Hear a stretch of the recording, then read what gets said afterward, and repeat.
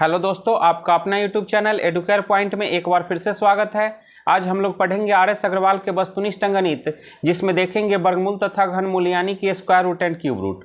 इससे पहले के क्लास में हम लोग देख चुके हैं 1 से लेकर के 120 तक के सभी प्रश्नों को। आज देखेंगे उसके आगे के प्रश्नों को। तो यदि आप लोग वीडियो को पहली बार देख रहे हैं तो चैनल को सब्सक्राइब कर ले और बेल आइकन को भी दबा दे, जिससे कि सभी वीडियो का नोटिफिकेशन आप लोगों को मिलता रहे। अब चलिए शुरू करते हैं आज का क्लास और देखते हैं आगे के प्रश्नों को। तो यहाँ पर प्रश्न है कि 16,800 में कम से कम क्या घटाया जाए कि इस प्रकार प्राप्त संख्या एक पूर्ण वर्ग हो। तो पूछा गया है कि 16,800 में कौन सी संख्या घटा दी जाए कि घटाने के बाद प्राप्त संख्या पूर्ण वर्ग हो। तो इसके लिए हम लोग क्या करेंगे, 16,800 का वर्गमूल निकालेंगे और जितना शेष बचेगा वही आंसर हो जाएगा। यानी कि जितना शेष बचेगा उसको घटा देने के बाद जो संख्या प्राप्त होगा वह पूर्ण वर्ग होगा।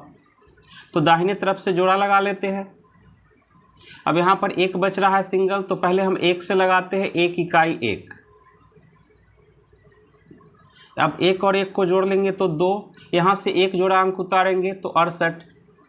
अब लगाते हैं 2 से 3 से लगाएंगे तो 23 3 69, ज़्यादा हो जाएगा तो 2 से लगाते हैं। 22 दूना 44, 8 में से 4 घटाएंगे तो 4, 6 में से 4 घटाएंगे 2, यहाँ से एक जोड़ा अंक लेंगे। अब 22 और 2 को जोड़ लेंगे तो 22 और 2 24। अब लगा देते हैं 9 से, तो 9 नमा 81 का 1 हाथ में 8, 9 चौका 36, 8 44 का 4 हाथ में 4, 9 दूना 18 और 4 22। तो 10 में से 1 घटाएंगे 9, 9 में से 4 घटाएंगे 5 और 3 में से 2 घटाएंगे 1। तो यहाँ पर शेष कितना बच रहा है, 159। यानी कि 16,800 में से 159 को घटा देने पर जो संख्या बचेगा वह पूर्ण वर्ग होगा। तो इस प्रश्न का सही आंसर हो जाएगा ऑप्शन बी। अब चलिए देखते हैं अगला प्रश्न। 5 अंकों की बड़ी से बड़ी कौन सी संख्या है जो पूर्ण वर्ग हो। तो यहाँ पर पूछा गया है कि 5 अंकों की बड़ी से बड़ी संख्या जो पूर्ण वर्ग हो। तो इसके लिए सबसे पहले हम लोग क्या करेंगे, 5 अंकों की सबसे बड़ी संख्या को लिख लेंगे। 5 अंकों की सबसे बड़ी संख्या, तो 5 अंकों का सबसे बड़ी संख्या हो जाएगा 5 × 9, यानी कि 99,999। अब क्या करेंगे, 99,999 का वर्गमूल निकालेंगे और जितना शेष बचेगा उसको घटा देंगे।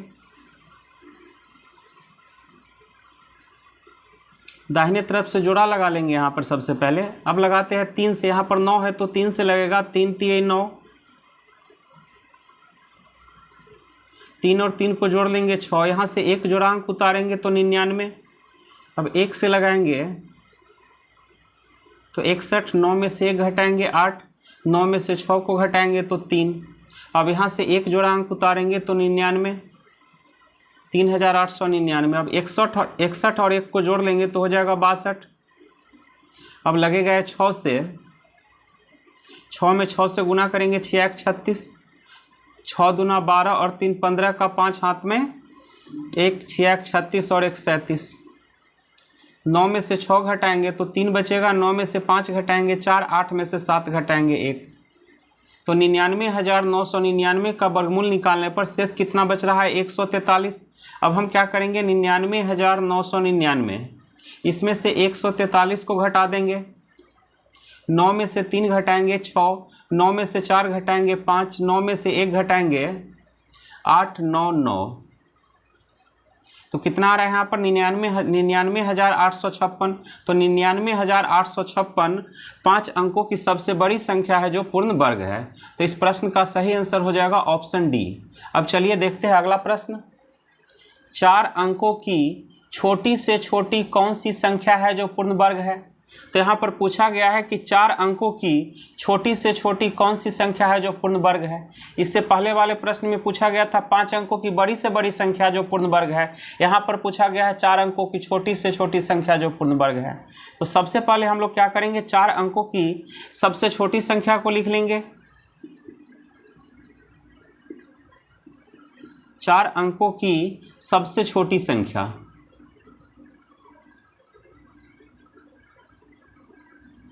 तो 1 पर 3 जीरो डाल देंगे यानी कि 1000। 4 अंकों की सबसे छोटी संख्या है 1000, लेकिन यहाँ पर प्रश्न में पूछा गया है 4 अंकों की सबसे छोटी संख्या जो पूर्ण वर्ग हो, तो 1000 पूर्ण वर्ग है नहीं। अब हम क्या करेंगे, 1000 का वर्गमूल निकालेंगे। तो इसके लिए दाहिने तरफ से पहले जोड़ा लगा लेंगे। यहाँ पर पहला जोड़ा है 10, तो 3 से लगाएंगे, 3 3 9। 10 में से 9 को घटा देंगे तो 1 बचेगा, यहाँ से 1 जोड़ा अंक उतार लेंगे। अब 3 और 3 को जोड़ेंगे 6। अब 1 से लगा देते हैं, तो 1 से लग जाएगा 61। 100 में से 61 को घटा लेंगे तो यहाँ बच जाएगा 39। 61 और 1 62। तो 1000 का वर्गमूल निकालने पर कितना आ रहा है 31, और शेष कितना बच रहा है 39। तो यहाँ पर अब हम क्या करेंगे, जितना वर्गमूल आ रहा है उसमें 1 बढ़ा देंगे। 31 आ रहा है वर्गमूल, तो 1 बढ़ा देंगे यानी कि 32 कर देंगे, और इसका स्क्वायर कर देंगे। तो 32 का स्क्वायर होता है 1024। तो इस प्रश्न का सही आंसर हो जाएगा 1024, यानी कि ऑप्शन सी। इस प्रश्न को हम एक और तरीका से बना सकते हैं। यहाँ पर बस क्या करना है, इसी तरह से वर्गमूल निकालना है, और लास्ट स्टेप में यहाँ पर 1 से लग रहा था, तो लास्ट स्टेप में हमें क्या करना है, जितना से लग रहा है उससे 1 बढ़ा के लगाना है। यहाँ पर 1 से लग रहा था तो हम 2 से लगाएंगे। 62 दूना 124। यहाँ पर 100 है और यहाँ पर आ रहा है 124। कितना अधिक आ रहा है 24। बस अब हम क्या करेंगे, 1000 में 24 को जोड़ देंगे। तो 1000 में 24 को जोड़ देंगे तो कितना आ जाएगा 1024, यानी कि 1024 4 अंकों की सबसे छोटी संख्या है जो पूर्ण वर्ग है। अब चलिए देखते हैं अगला प्रश्न। 631 में छोटी से छोटी कौन सी संख्या जोड़ी जाए कि योगफल एक पूर्ण वर्ग हो। तो यहाँ पर पूछा गया है कि 631 में छोटी से छोटी कौन सी संख्या जोड़ दी जाए कि प्राप्त संख्या एक पूर्ण वर्ग हो। तो हम लोग यहाँ पर देखेंगे कि 631 के बाद पूर्ण वर्ग कौन सा है। तो 631 के बाद पूर्ण वर्ग है 676। तो 631 में हम कितना जोड़ेंगे कि 676 हो जाएगा। तो इसके लिए क्या करेंगे, 676 में से 631 को घटा लेंगे तो कितना आ जाएगा 45, यानी कि 631 में 45 जोड़ने पर जो संख्या प्राप्त होगा वह पूर्ण वर्ग होगा। तो इस प्रश्न का सही आंसर हो जाएगा ऑप्शन डी। तो यहाँ पर 631 छोटा संख्या था, तब हम लोग पता कर लिए कि 631 के बाद 676 पूर्ण वर्ग है। लेकिन 631 के जगह कोई दूसरा संख्या होता, यानी कि बड़ा संख्या होता जो 4 डिजिट या 5 डिजिट में होता, तो उस समय जल्दी पता नहीं चल पाता कि उस संख्या के बाद पूर्ण वर्ग संख्या कौन सी है। तो उसके लिए हम लोग क्या करते, 631 मतलब जो संख्या दिया हुआ रहे उसका वर्गमूल निकालेंगे। और वर्गमूल निकालते समय एक चीज ध्यान रखना है कि अंतिम स्टेप में एक जितना से लग रहा है उससे 1 बढ़ा करके लगाएंगे। अब यहाँ पर लगाएंगे 2 से 2 दूनी 4, 6 में से 4 घटाएंगे 2, यहाँ से 1 जोड़ा अंक लेंगे तो 3 और 1, 2 और 2 4। तो यहाँ पर 5 से लग रहा है, 5 से लगाएंगे तो 5 25, 5 चौका 20 और 2 22। तो 5 से लग रहा है, लेकिन हमें क्या करना है, अंतिम स्टेप में 1 बढ़ा के लगाना है। 5 से लग रहा है तो हम 5 से ना लगा के किससे लगाएंगे, 6 से। तो 6 में 6 से गुना करेंगे, 6 36 का 6 हाथ में 3, 6 चौका 24 और 3 27। अब क्या करेंगे, 276 में से 231 को घटा लेंगे तो 6 में से 1 घटाएंगे 5, 7 में से 3 घटाएंगे तो 4। तो यहाँ पर कितना आ रहा है 45, यानी कि 631 में 45 जोड़ने पर जो संख्या प्राप्त होगा वह पूर्ण वर्ग होगा। अब चलिए देखते हैं अगला प्रश्न। 2203 में छोटी से छोटी क्या संख्या जोड़े कि योगफल एक पूर्ण वर्ग हो। तो यहाँ पर पूछा गया है कि 2203 में हम छोटी से छोटी कौन सी संख्या जोड़ दें कि प्राप्त योगफल एक पूर्ण वर्ग हो। तो यहाँ पर हम लोग क्या करेंगे, 2203 का वर्गमूल निकालेंगे। और जब भी जोड़ने के लिए कहा जाए तो जोड़ने वाले प्रश्न में हम लोग याद रखेंगे कि अंतिम स्टेप में जितना से लग रहा है उससे 1 बढ़ा के लगा देना है। पहले दाहिने तरफ से जोड़ा लगा लेते हैं। अब यहाँ पर है 22, तो 22 है तो लगेगा किससे, 4 से, 4 चौका 16। 5 से लगाएंगे तो 25 25 ज़्यादा हो जाएगा, तो 4 से लगाते हैं, 4 चौका 16। 12 में से 6 को घटाएंगे तो 6। अब यहाँ से 1 जोड़ा अंक उतारेंगे तो आ जाएगा 0 और 3, 4 और 4 8। अब यहाँ पर 6 से लग रहा है 6 1 36, 8 6 48 और 3 51। तो 6 से यहाँ पर लग रहा है, तो लास्ट स्टेप में हमें क्या करना है, जितना से लग रहा है उससे न लगा करके एक बढ़ा के लगाएंगे। यानी कि 6 से लग रहा है तो हम 7 से लगाएंगे। 7 7 49 का 9, 8 7 56 और 4 60। अब क्या करेंगे, यहाँ पर 609 में से 603 को घटा लेंगे। तो 609 में से 603 को घटाएंगे तो कितना बचेगा, 6। यानी कि 2203 में 6 जोड़ने पर जो संख्या प्राप्त होगा वह पूर्ण वर्ग होगा। तो इस प्रश्न का सही आंसर हो जाएगा ऑप्शन सी। अब चलिए देखते हैं अगला प्रश्न। वह छोटे से छोटा धन पूर्णांक कौन सा है जिसमें 392 को गुना करने पर पूर्ण वर्ग प्राप्त हो। तो यहाँ पर पूछा जा रहा है कि 392 में छोटा से छोटा कौन सी संख्या से गुना कर दे कि वह पूर्ण वर्ग हो जाए। तो इसके लिए सबसे पहले हम लोग क्या करेंगे, 392 का गुणनखंड करेंगे। तो 2 से लगाएंगे हो जाएगा 196, फिर 2 से लगाएंगे तो 98, फिर 2 से लगाएंगे तो 49 दूना 98। अब लगेगा 7 से तो 7। तो 392 को हम लिख सकते हैं 2 गुने 2 गुने 2 गुने 7 गुने 7। अब सबका जोड़ा लगाएंगे, 2 2 का जोड़ा लगाएंगे। यदि जोड़ा लग गया तो वह पूर्ण वर्ग होगा, यदि जोड़ा न लगे तो वह पूर्ण वर्ग नहीं होगा। तो यहाँ पर 2 बच रहा है, तो यह 392 जो है पूर्ण वर्ग नहीं है। तो पूर्ण वर्ग बनाने के लिए हमें क्या करना होगा, 2 से गुना करना होगा। 2 से यदि हम गुना कर देंगे तो 2 का भी जोड़ा लग जाएगा, तब जो संख्या प्राप्त होगा वह पूर्ण वर्ग हो जाएगा। तो 392 में किससे गुना करना पड़ेगा, 2 से। तो इस प्रश्न का सही आंसर हो जाएगा ऑप्शन ए। अब चलिए देखते हैं अगला प्रश्न। 216 को किस छोटी से छोटी संख्या से भाग दे कि भागफल एक पूर्ण वर्ग हो। तो यहाँ पर कहा गया है कि 216 में कौन सी छोटी से छोटी संख्या से भाग दे कि भागफल पूर्ण वर्ग हो। इससे पहले वाले प्रश्न में पूछा गया था कि कौन से छोटी संख्या से गुना कर दे कि प्राप्त गुणनफल पूर्ण वर्ग हो। तो उस समय हम क्या किए थे, जिसका जोड़ा नहीं लगा था उस संख्या लिख करके जोड़ा लगा दिए थे। अब यहाँ पर क्या करेंगे, गुणनखंड करेंगे और जिसका जोड़ा नहीं लगेगा उस संख्या से भाग दे देंगे। तो 216 का गुणनखंड करेंगे, 2 से लगाएंगे तो 108, फिर 2 से लगाएंगे 54, फिर 2 से लगाएंगे 27। अब लगाएंगे 3 से तो 9 3 27, फिर 3 से लगाएंगे 3 3 9। तो 2 गुने 2 गुने 2 गुने 3 गुने 3 गुने 3। तो यहाँ पर 2 का जोड़ा लग रहा है, 3 का भी जोड़ा लग रहा है, बच रहा है कौन, 2 और 3। तो जिस संख्या का जोड़ा नहीं लग रहा है उससे भाग दे देंगे। यानी कि 2 गुने 3 से भाग दे देंगे।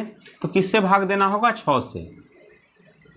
तो 216 में 6 से भाग देने पर जो संख्या प्राप्त होगा वह पूर्ण वर्ग होगा। तो इस प्रश्न का सही आंसर हो जाएगा ऑप्शन सी। अब चलिए देखते हैं अगला प्रश्न। 3 4 5 6 8 में से प्रत्येक से पूर्णतः विभक्त होने वाली कौन सी संख्या है जो पूर्ण वर्ग हो। तो यहाँ पर पूछा गया है कि 3 4 5 6 8 में से प्रत्येक से विभाजित होने वाली कौन सी संख्या है जो पूर्ण वर्ग है।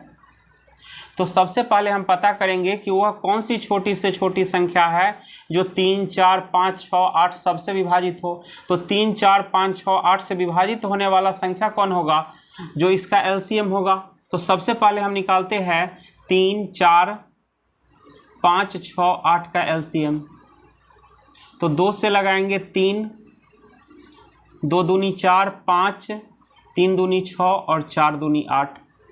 फिर लगाते हैं 2 से तो 3 1 5 3 2।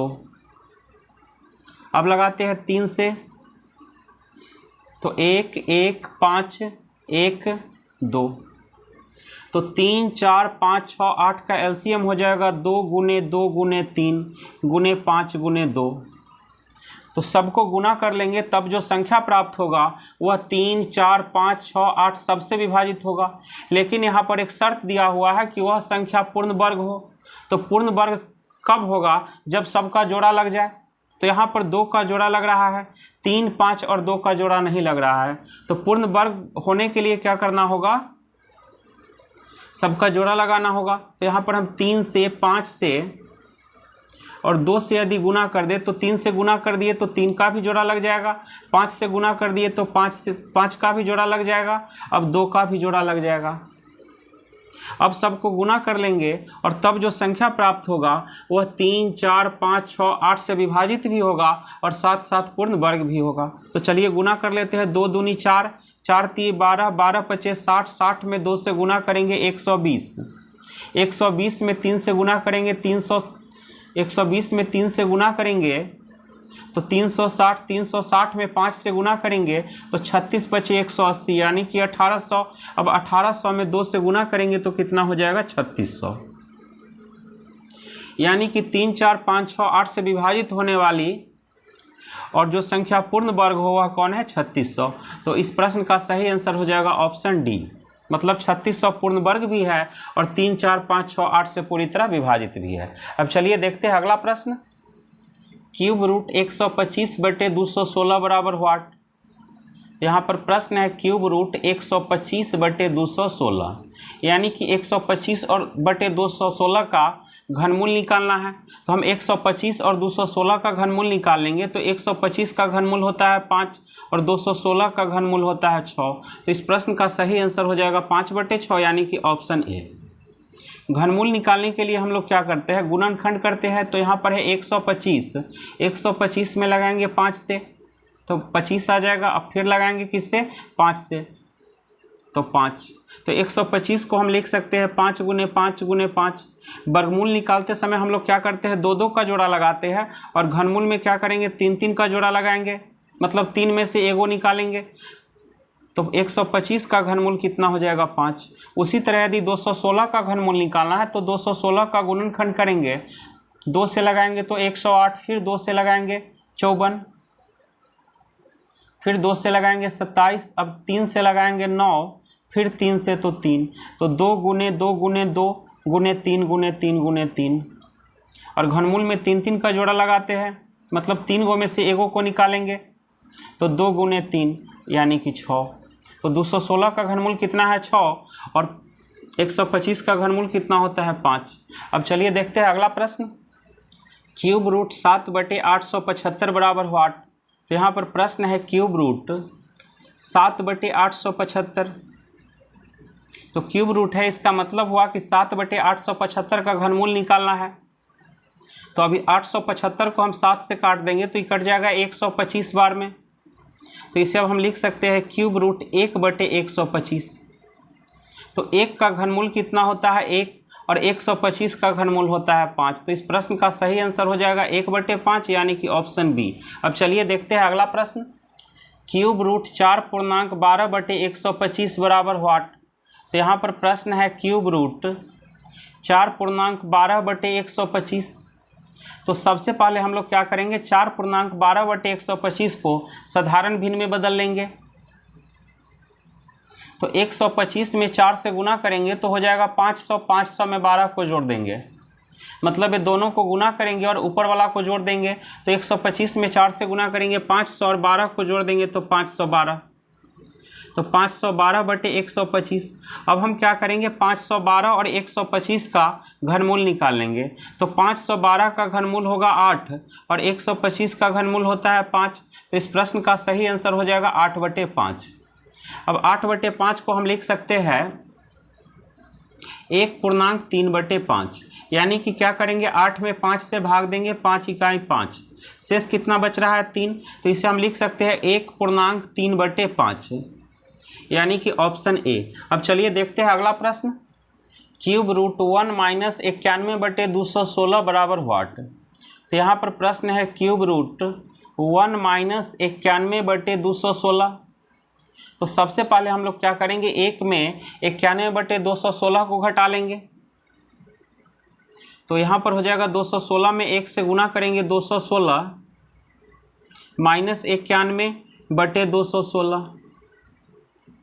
तो क्यूब रूट 216 में 91 को घटाएंगे तो आ जाएगा 125/216। तो अब यहाँ पर हो गया क्यूब रूट 125/216, तो यहाँ पर अब हम क्या करेंगे, 125 और 216 का घनमूल निकालेंगे। तो 125 का घनमूल होता है 5 और 216 का घनमूल होगा 6। तो इस प्रश्न का सही आंसर हो जाएगा 5/6 यानी कि ऑप्शन बी। अब चलिए देखते हैं अगला प्रश्न। क्यूब रूट 0.00064 बराबर व्हाट, यानी कि 0.00064 का यहाँ पर घनमूल निकालना है।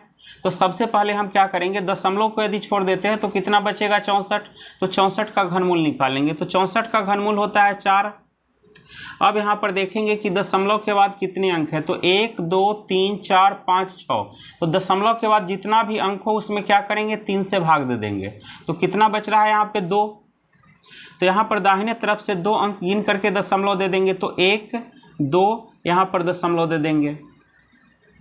तो क्यूब रूट 0.00064 का घनमूल कितना हो जाएगा, 0.04, यानी कि इस प्रश्न का सही आंसर हो जाएगा ऑप्शन बी। इसी तरह से हम लोग अगला क्वेश्चन को भी सोल्व कर सकते हैं। यहाँ पर यदि दशमलव को छोड़ दिया जाए तो कितना बचेगा, 216। 216 का हम क्या करेंगे, घनमूल निकालेंगे। तो 216 का घनमूल होता है 6।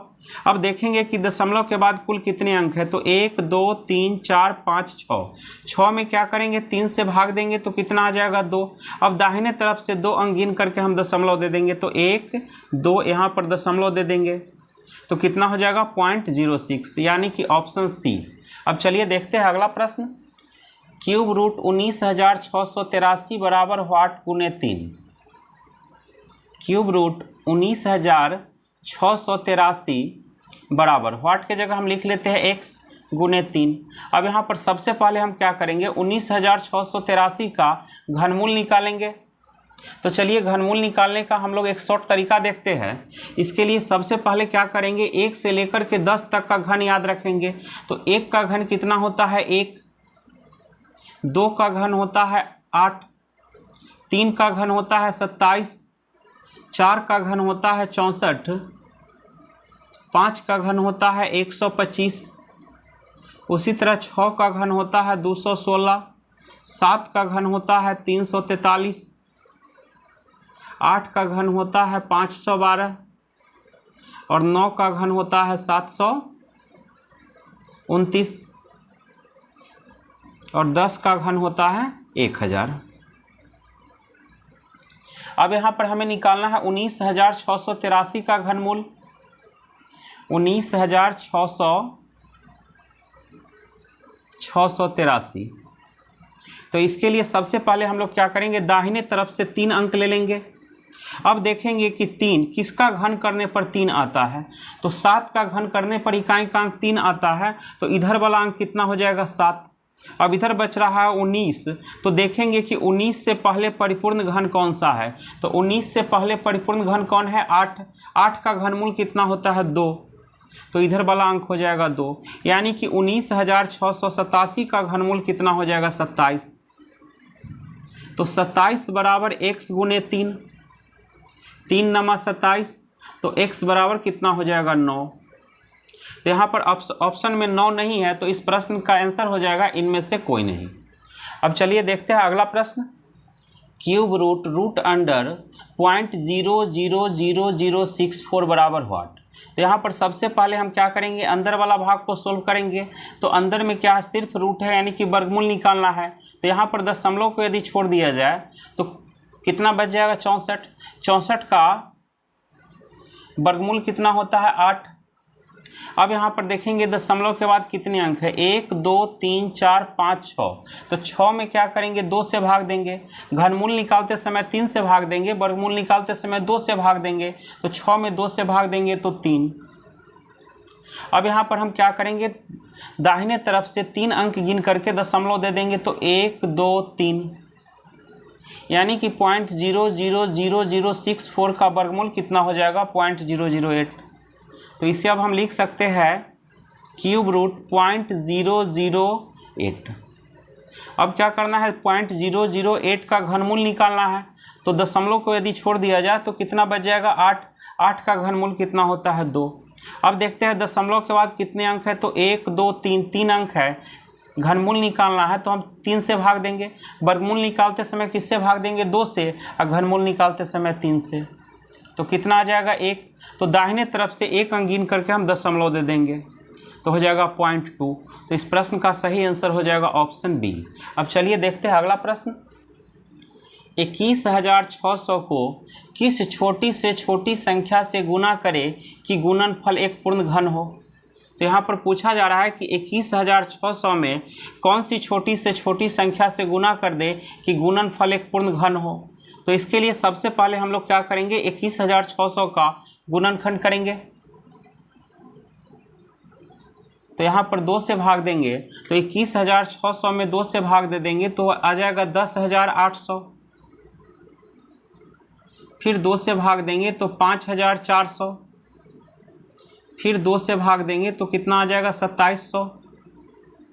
फिर 2 से भाग दे देंगे तो 2,700 में 2 से भाग देंगे 1,350। फिर 2 से भाग देंगे तो 625। यहाँ पर आ जाएगा 675। अब भाग देंगे किससे, 3 से, तो 675 में 3 से भाग देंगे तो कितना आ जाएगा 225। फिर भाग देंगे 3 से तो 75। फिर 3 से भाग देंगे तो 25। अब लगाएंगे 5 से तो 5।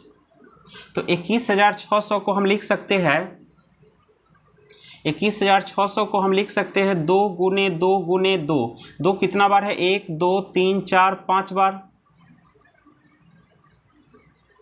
1 2 3 4 5 बार है, 1 2 3 4 5। 3 कितना बार है, तो 1 2 3 बार। और 5 कितना बार है, 2 बार। तो कहा जा रहा है कि 21,600 को किस छोटी से छोटी संख्या से गुना करें कि गुणनफल पूर्ण घन हो। तो पूर्ण घन होने के लिए 3 3 का जोड़ा लगाएंगे। तो यहाँ पर 3 का जोड़ा लग रहा है, यहाँ पर भी 3 का जोड़ा लग रहा है, 3 3 का। अब यहाँ पर 1 2 कम हो रहा है तो हम 2 से गुना कर देंगे।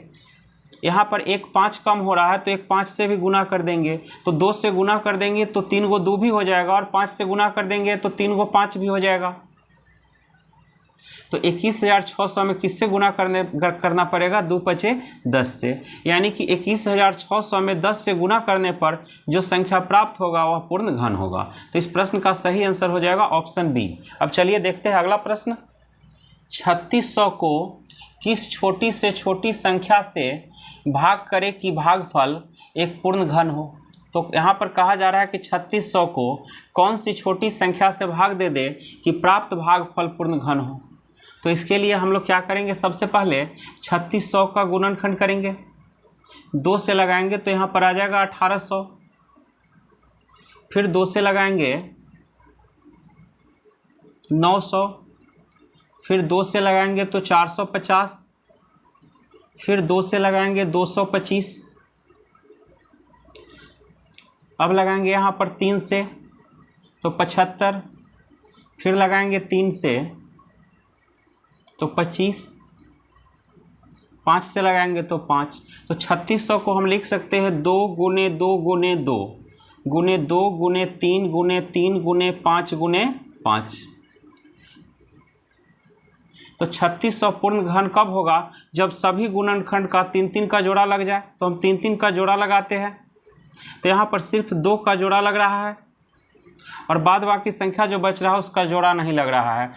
तो जो संख्या बच रहा है उससे क्या करना पड़ेगा, भाग करना पड़ेगा। तो भाग किससे करना पड़ेगा, 2 से, 3 से, 3 से, 5 से और 5 से। यानी कि 2 3 6, 6 3 18, 18 5 90, 90 5 450। तो 3600 में हम 450 से भाग दे देंगे, तब जो संख्या प्राप्त होगा वह पूर्ण घन होगा। तो इस प्रश्न का सही आंसर हो जाएगा ऑप्शन डी। तो दोस्तों आज का क्लास हम यहीं पर समाप्त करते हैं। अगले क्लास में मिलेंगे एक नए चैप्टर के साथ। तब तक के लिए धन्यवाद।